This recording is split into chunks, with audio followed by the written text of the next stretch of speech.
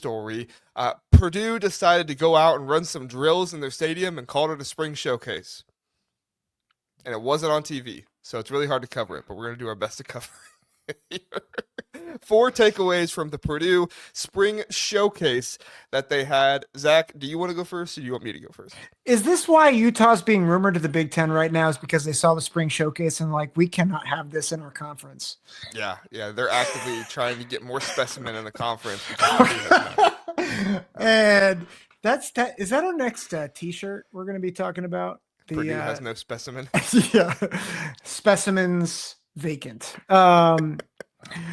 In all seriousness, I do think as underwhelming as that was, maybe that's the best way to put it. As underwhelming as it was, I have two takeaways, and actually, I think they're good. They're good takeaways. It's not necessarily from the showcase, but just from what we're seeing. I understand that there's negatives, and I think you're going to talk about roster management a little bit later.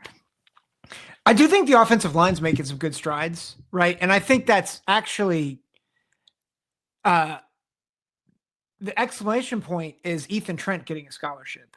Like, I don't think that's just a feel-good story. Like, I think he was moving guys. Like, I think he's playing really well. And you listen to Devin Mockabee in his post game talking about it. I mean, they were pumped for him. And a lot of guys were relating it back to when Maccabee's on scholarship. Maccabee's a freaking good player. And so if they're relating it to that or equating it to that, I think that's a good sign for the Boilermakers.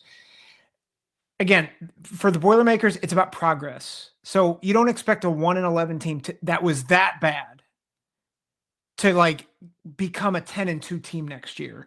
So you're just looking for progress.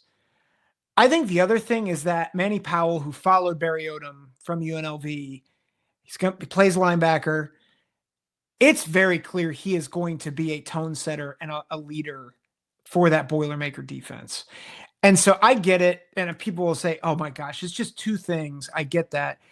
But I think for a program that's looking for any momentum, I do think those are big deals, despite the fact that the showcase was underwhelming. Well, and I don't think it was special to Purdue that it was underwhelming for them, because I honestly, I think just about any team in the country comes out and does what Purdue does, and it's going to be underwhelming, right? Like, people come to a spring game and they want to see actual football be played. Like, they don't want to see drills where guys are laying on the ground and getting up and trying to, Oklahoma-esque, drill type of thing. They don't want to see that. And I get it. Like, it's not Purdue's prerogative to try and give them an entertaining product. Maybe it is. I don't know. Like, I think the stuff I took away from it more than anything was just hearing Barry Odom and the players kind of talk afterward. It was very telling to me that they did not really show anything with quarterbacks. Maybe they did more with it and I just didn't see it, but there was really nothing they did with quarterbacks. If they're going to have a starter, I think it's probably Evan Chuba at this point from Washington State. But even then, like, they took a whole bunch of freshmen and sophomores. Meredith Bennett was the other one that they talked highly about that I heard. But at this point, like, you took a bunch of, freshmen and sophomores. And then the other thing with it is, like, the names that I've heard, like, rumored as people they're going to go after are, like, Aaron Noland at South Carolina. It's like, you took a whole bunch of freshmen and sophomores. It didn't go well. And then now you're going to go, get another sophomore, I guess redshirt freshman. But I don't know. Like, to me, it's a little interesting. Barry Odom did say something about, like, we'll see how many guys enter the portal, but he said something about, like, possibly getting 20 new guys out of the portal this year. The positive I can find from that is, like, Barry Odom's not going to put up with, like, oh, I guess he's just the best one here. Like, he's going to actively try to bring in the best talent possible. And if they can do that, that's better for Purdue. But it's hard for me to critique Barry Odom with how he's building this team, because I don't know if anybody has a blueprint to how to take a 1-win team.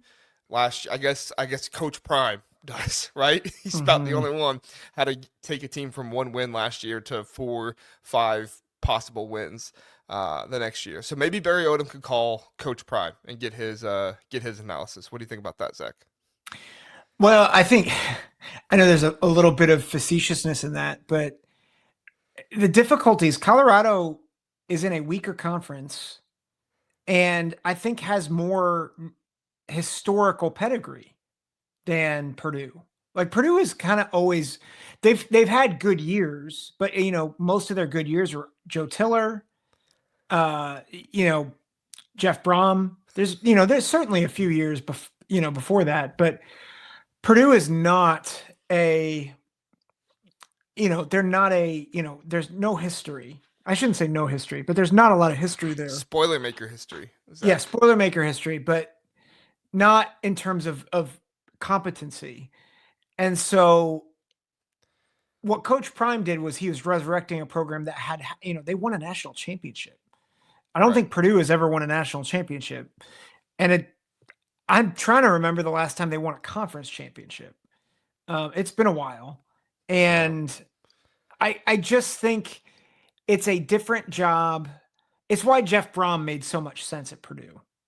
Right. Because he knew, again, we've said it before, you knew that Purdue had to push the envelope, be unique, really lean into that offense.